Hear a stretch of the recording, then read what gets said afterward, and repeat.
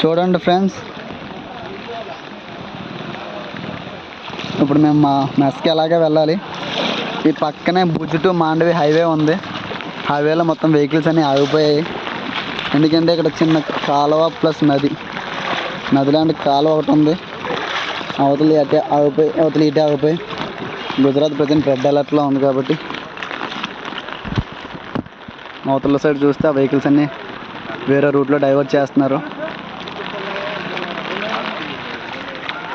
ఇప్పుడు ప్రజెంట్ ఈ దారిలోనే మా మెస్కి వెళ్ళాలా. మా కోలీగ్స్ అక్కడ ఇబ్బంది పడుతూ వెళ్తున్నారు.